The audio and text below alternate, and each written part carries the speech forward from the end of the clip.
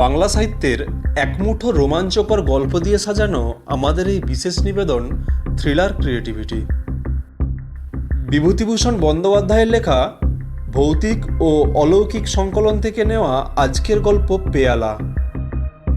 আজকের গল্পের কাকাবাবুর চরিত্রে থাকছে অভি, মনু ও খুকির চরিত্রে সুস্মিতা, পাঠকের স্ত্রীর চরিত্রে শর্মিলা এবং পাঠক ও মূল চরিত্রে আমি মৃন্ময় গল্পটি আপনাদের সামনে প্রতিস্থাপন করছি। শুরু হচ্ছে আজকের গল্প।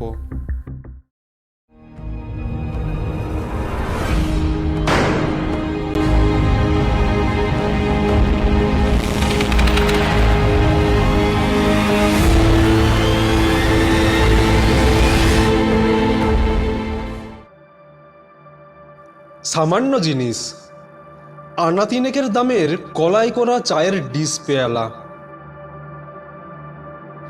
যেদিন প্রথম আমাদের বাড়িতে ওরা ঢুকলো সেদিনের কথা আমার বেশ মনে আছে। শীতকাল, সকাল সকাল খাওয়া দাওয়া সেরে লেপের মধ্যে যাওয়ার চেষ্টা করছি, এমন সময় কাকার গলার স্বর শুনে দালানের দিকে গেলাম। কাকা গিয়েছিলেন দোকান নিয়ে কুলবেড়ের মেলায়। নিশ্চয়ই ভালো বিক্রি সিক্রি হয়েছে। উঠোনে দুখানা গরুর গাড়ি। কৃষাণ হরুমাইতি একটা লেপ তোষকের বান্ডিল নামাচ্ছে। একটা নতুন ধামায় একরাশ সংসারের জিনিস, বেলুন, বেড়ি, খুন্তি, ঝাঁঝরি, হাতা, খানকতক নতুন মাদুর, গোটা দুই কাঁঠাল কাঠের নতুন জলচৌকি, এক বোঝা পালং শাকের গোড়া, দুভাঁড় খেজুর গুড়, আরও সব কি কি। কাকা আমায় দেখে বললেন, নিবু, একটা লুণ্ঠন নিয়ে আয়, এটাই তেল নেই। আমি এক দৌড়ে রান্নাঘরের লণ্ঠনটা তুলে নিয়ে এলাম।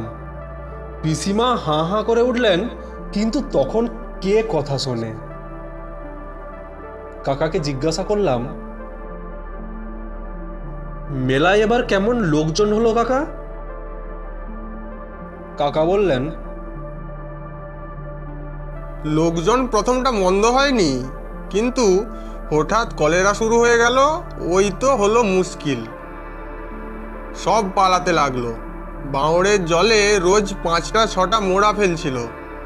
পুলিশ এসে বন্ধ করে দিলে, খাবারের যত দোকান ছিল সব উঠিয়ে দিলে, কিছুতেই কিছু হয় না, ক্রমে বেড়েই চলতে লাগলো। শেষে প্রাণ নিয়ে পালিয়ে এলাম। বিক্রি সিক্রি কাঁচকলা, এখন খোরাকি গাড়ি ভাড়া উঠলে বেঁচে যায়। খেতে বসে কাকা মেলার গল্প করছিলেন। বাড়ির সবাই সেখানে বসে কি করে প্রথমে কলেরা আরম্ভ হলো, কত লোক মারা গেল, এই সব কথা। আহা, সামটা মানপুর থেকে কে একজন, যদু চক্রবর্তী নাকি নাম, একখান ছয়ের গাড়ি পুরে বাড়ির লোক নিয়ে এসেছে মেলা দেখতে। ছেলে মেয়ে বউ ঝি, সে একেবারে গাড়ি বোঝায়।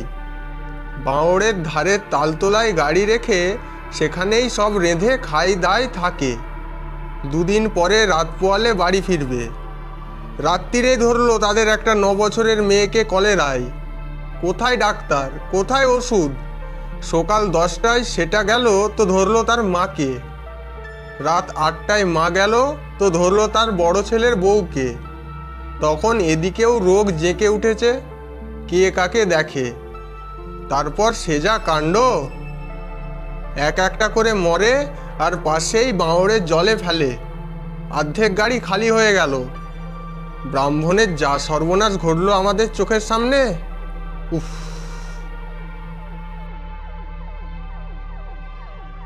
কাকা ভুসিমালের ব্যবসা করেন। প্রায় 40 মণ সোনা মুগ মেলায় বিক্রির জন্য নিয়ে গিয়েছিলেন। মণ 12 না 13 কাটাতে পেরেছিলেন। বাকি গরুর গাড়িতে ফিরে আসছে। কাল সকাল নাগাদ পৌঁছবে। গাড়িতে আছে আমাদের আড়তের সরকার হরিবিলাস মান্না। কাকা খেয়ে উঠে যাবার একটু পরেই কাকার ছোট মেয়ে মনু একটা কলাই করা পেয়ালা রান্নাঘর থেকে নিয়ে এসে বললে, এই দেখো জ্যাঠাইমা, বাবা এনেছেন, কাল আমি এতে চা খাবো কিন্তু। হাতে তুলে সকলকে দেখিয়ে বললে, বেশ কেমন না, মেলায় 3 আনা দরে কেন। এই প্রথম আমি দেখলুম পেয়ালাটা। সে আজ 4 বছরের কথা হবে। তারপর 2 বছর কেটে গেল। আমি কাজ শিখে এখন টিউবওয়েলের ব্যবসা করি। ডিস্ট্রিক্ট বোর্ড, লোকাল বোর্ডের কাজ সংগ্রহ করবার জন্যে এখানে ওখানে বড় ছুটোছুটি করে বেড়াতে হয়। বাড়িতে বেশিক্ষণ থাকা আজকাল আর বড় ঘটে না। সেদিন সন্ধ্যার গাড়িতে কলকাতা আসবো, আমার বিছানাপত্র বেঁধে রান্নাঘরে চায়ের জন্য তাগাদা দিতে গিয়েছি। কানে গেল আমার বড় ভাইজি বলছে, ও পেয়ালাটাতে দিও না পিসিমা, বাবা মারা যাওয়ার পর মাও পেয়ালাটাকে দেখতে পারে না দু চোখে। আমি বললুম, কোন পেয়ালাটা রে? কি হয়েছে পেয়ালার? আমার ভাইজি পেয়ালা নিয়ে এলো। মনে হলো কাকার কেনা অনেক দিনের সেই পেয়ালাটা। সে বললে, বৌদির অসুখের সময় এই পেয়ালাটা করে দুধ খেতেন, তারপর বাবার সময়ও এতে করে ওর মুখে সাবু ঢেলে দেওয়া হতো। মা বলে আমি ওটা দেখতে পারিনি। আমার এই জাটতুতো ভাইয়ের স্ত্রী কলকাতা থেকে আমাদের এখানে বেড়াতে এসে অসুখে পড়েন এবং তাতেই মারা যান। এর বছর 2 পরে কাকাও মারা যান পৃষ্ঠবন রোগে। কিন্তু এর সঙ্গে পেয়ালাটার সম্পর্ক কি? যত সব মেয়েলি কুসংস্কার। পরের বছর থেকে আমার টিউবওয়েলের কাজ খুব জেঁকে উঠল। জেলা বোর্ডের অনেক কাজ এলো আমার হাতে। আমার নাওয়া খাওয়ার সময় নেই। দূর দূরান্তের পাড়াগাঁয়ের নানা স্থানে টিউবওয়েল বসানো ও মিস্ত্রি খাটানোর কাজে মহা ব্যস্ত। বাকি সময়টুকু যায় আর বছরের বিলের টাকা আদায়ের তদবিরে। সংসারেও আমাদের নানা গোলযোগ বেঁধে গেল। কাকা যতদিন ছিলেন কেউ কোনো কথাটি বলার সাহস করেনি সংসারের পুরনো ব্যবস্থাগুলির বিরুদ্ধে। এখন সবাই হয়ে দাঁড়ালো কর্তা। কেউ কাউকে মেনে চলতে চায় না। ঠিক এই সময় আমার ছোট ছেলের ভয়ানক অসুখ হলো। আমার আবার সেই সময় কাজের ভিড় খুব বেশি। জেলা বোর্ডের কাজ শেষ হয়ে গিয়েছে, কিন্তু টাকার তাগাদা করতে হবে ঠিক এই সময়টাতে, নইলে বিল চাপা পড়তে পারে 6 মাস বা 7 মাসের জন্য। আমি আজ জেলা, কাল মহকুমা ছুটোছুটি করে বেড়াতে লাগলুম। এ মেম্বার ও মেম্বারকে ধরি যাতে আমার বিলের পাওনাটা চুকিয়ে দিতে তারা সাহায্য করেন। কাজ মিটিয়ে যখন বাড়ি ফিরলুম তখন ওদিকেও কাজ মিটে গিয়েছে। ছেলেটি মারা গিয়েছে। অবশ্যই চিকিৎসার কোনো ত্রুটি হয়নি, এই সান্ত্বনা যা। বছরের শেষে আমি শহরে বাসা করে স্ত্রী ও ছেলে মেয়েদের সেখানে নিয়ে এলাম। বাড়ির ওইসব দুর্ঘটনার পরে সেখানে আমাদের কারুর মন বসে না। তাছাড়া আমার ব্যবসা খুব জেঁকে উঠেছে। সর্বদা শহরে না থাকলে কাজের ক্ষতি হয়। টিউবওয়েলের ব্যবসাতে নেমে একটা জিনিস আমার চোখে পড়েছে যে আমাদের দেশের বিশেষ করে পাড়াগাঁয়ের লোকেদের মতো অলস প্রকৃতির জীব বুঝি পৃথিবীর আর কোথাও নেই। অত অল্পে সন্তুষ্ট মানুষ যে কি করে হতে পারে, সে যারা এদের সঙ্গে পরিচিত নন তাদের ধারণাতেও আসবে না। নিশ্চিত মৃত্যুকেও এরা পরম নিশ্চিন্তে বরণ করে নেবে। সকল রকম দুঃখ, দারিদ্র্য, অসুবিধাকে সহ্য করবে, কিন্তু দু পা এগিয়ে যদি এর কোনো প্রতিকার হয় তাতে রাজি হবে না। তবে এদের একটা গুণ দেখেছি, কখনো অভিযোগ করে না এরা, দেশের বিরুদ্ধেও না, দৈবের বিরুদ্ধেও না। বাইরে থেকে এদের দেখে যারা বলবেন এরা মরে গিয়েছে, এরা জড় পদার্থ মাত্র, ঘনিষ্ঠভাবে দেখলে কিন্তু তারা মত বদলাতে বাধ্য হবেন। এরা মরেনি, বোধহয় মরবেও না কোনো কালে। এদের জীবন শক্তি এত অফুরন্ত যে অহরহ মরণের সঙ্গে বুঝে এবং পদে পদে হেরে গিয়েও দমে যায় না এরা, বা ভয়ও পায় না। প্রতিকার করতে ব্যস্ত হয়ে পড়ে না, সহজভাবেই সব মেনে নেয়, সব অবস্থা। খারাপ বিলের পাট পচানো জল খেয়ে কলেরায় গ্রাম উৎসন্ন হয়ে থাকে, তবু এরা টিউবওয়েলের জন্য একখানা দরখাস্ত কখনো দেবে না বা তদবির করবে না। কে অত ছুটোছুটি করে, কেই বা কষ্ট করে, শুধু একখানা দরখাস্ত করা মাত্র। অনেক সময় দরকার বুঝলে জেলা বোর্ড থেকে বিনা খরচায় টিউবওয়েল বসিয়ে দেয়, কিন্তু ততটুকু হাঙ্গামা করতেও এরা রাজি নয়। বাসায় একদিন বিকেলে চা খাওয়ার সময় লক্ষ্য করলুম আমার ছোট মেয়েটি সেই কলাই করা পেয়ালাটা করে চা খাচ্ছে। যদিও ওসব মানি নে, তবুও আমার কি জানি কি মনের ভাব হলো, চা খাওয়া টাওয়া শেষ হয়ে গেলে পেয়ালাটা চুপি চুপি বাইরে নিয়ে গিয়ে টান মেরে ছুঁড়ে ফেলে দিলুম পাঁচিলের ওধারের জঙ্গলের মধ্যে। কাকার বড় মেয়েটির বিয়ে হয়ে গিয়েছিল, ছোট মেয়েটির বয়স 10 বছর, খুব বুদ্ধিমতী। শহরের মেয়ে স্কুলে লেখাপড়া শেখাবো বলে ওকে বাসায় এনে রেখেছিলুম, স্কুলেও ভর্তি করে দিয়েছিলুম। মাস 5-6 কাটল, বৈশাখ মাস। এই সময় আমার টিউবওয়েলের কাজের ধুম। 8-10 দিন একাদিক্রমে বাইরে কাটিয়ে বাসায় ফিরি, কিন্তু তখনই আবার অন্য কাজে বেরিয়ে যেতে হয়। এতে পয়সা রোজগার হয় বটে, কিন্তু স্বস্তি পাওয়া যায় না। স্ত্রীর হাতের সেবা পাইনে, ছেলে মেয়েদের সঙ্গও পাইনে। শুধু টোটো করে দূর দূরান্তের চাষাগা ঘুরে ঘুরে বেড়ানো, শুধুই এস্টিমেট করা আর মিস্ত্রি খাটানো। মানুষ চাই দুদণ্ড আরামে থাকতে, আপনার লোকেদের কাছে বসে তুচ্ছ বিষয়ে গল্প করতে, নিজের সাজানো ঘরটিতে খানিকক্ষণ করে কাটাতে, হয়তো একটু বসে ভাবতে, হয়তো ছেলে মেয়েদের সঙ্গে একটু ছেলে মানুষই করতে। কিন্তু শুষ্ক টাকা রোজগারে এসব অভাব তো পূর্ণ হয় না। হঠাৎ চিঠি পেয়ে বাসায় ফিরলাম। কাকার ছোট মেয়েটির খুব অসুখ। আমি পৌঁছালাম দুপুরে। একটু পরে রোগীর ঘরে ঢুকে আমি থমকে দাঁড়িয়ে গেলুম। আমার পিসিমা সেই কলাই করা পেয়ালাটাতে রোগীকে সাবু না বার্লি কিছু একটা খাওয়াচ্ছেন।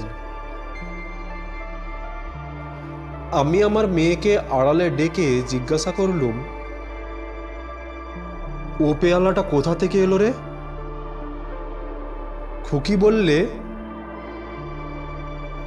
ওটা কুকুরে না কিসে বনের মধ্যে নিয়ে ফেলেছিল বাবা, মনোদি দেখতে পেয়ে নিয়ে এসেছিল। সে তো অনেক দিনের কথা, পাঁচিলের বাইরে ওই যে বন, ওখানে টেনে নিয়ে গিয়েছিল।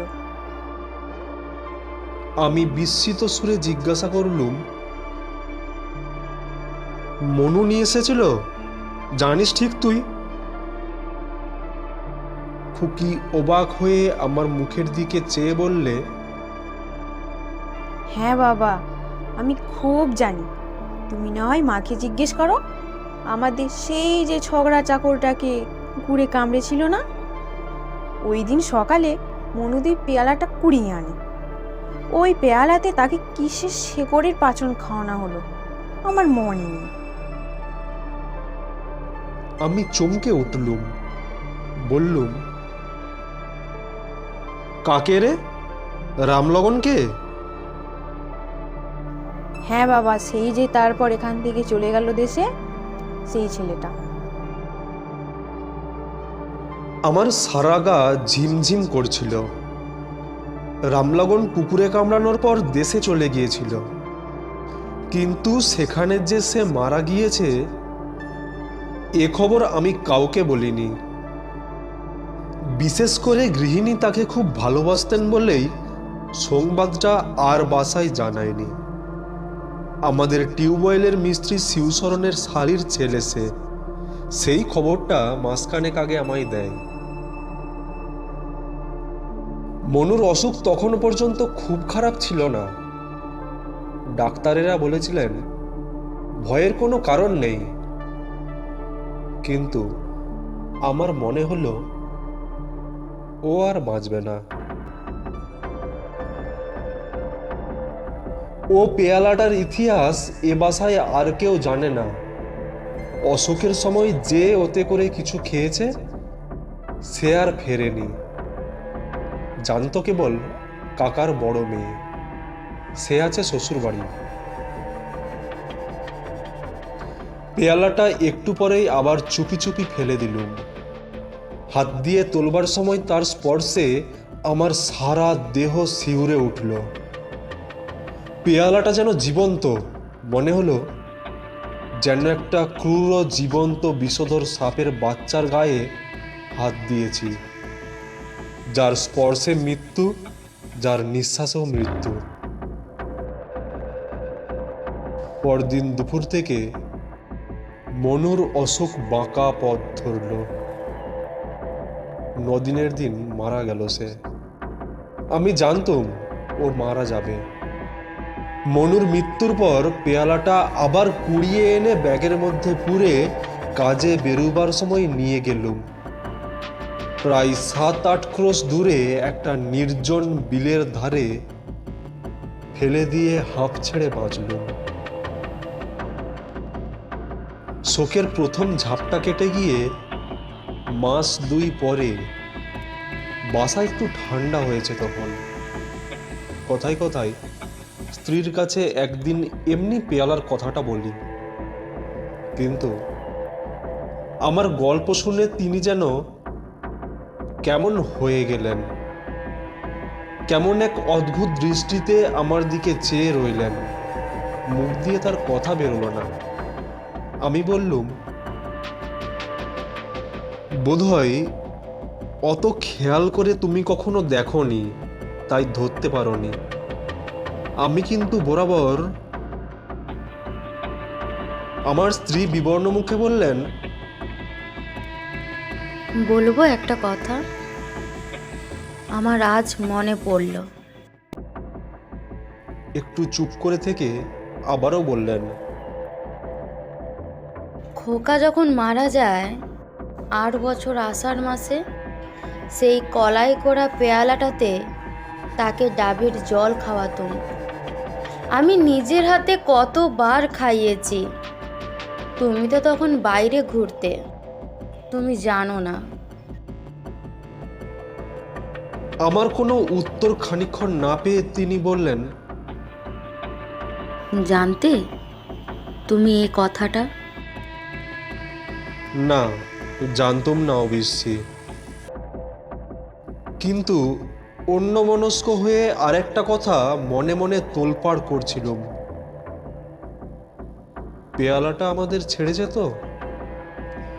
ওটাকে কেন তখন ভেঙে চুরমার করে নষ্ট করে দিইনি? আবার কোনো উপায়ে এসে এ বাড়িতে ঢুকবে না তো?